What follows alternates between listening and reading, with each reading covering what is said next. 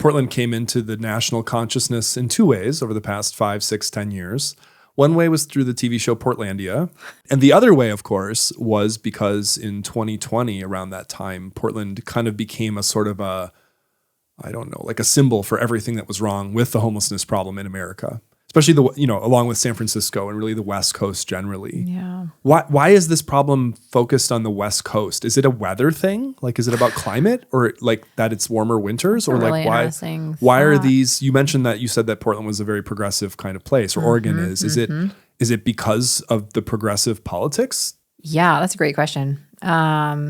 It's interesting because if we look at, being here on the West Coast, you mentioned San Francisco, LA, we think about all of these. Yes, LA as well, right.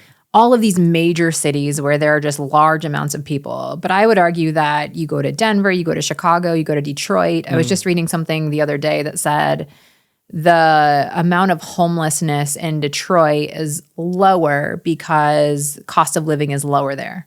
I see.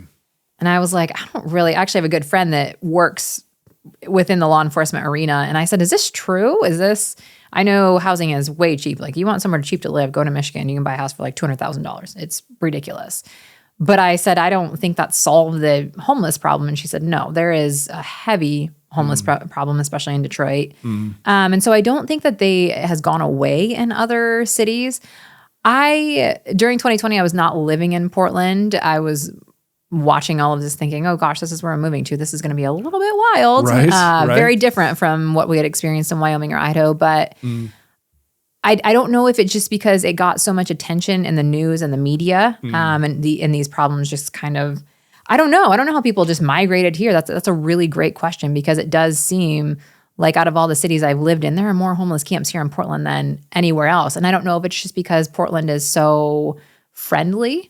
They might do these sweeps and then they try to track where people are going, but now they've realized, oh gosh, we're not tracking all of these things like we should. And there's of course all kinds of criticisms beyond that, but there's not enough shelter beds for them to go to. So what do we do with them if we're going to do a sweep?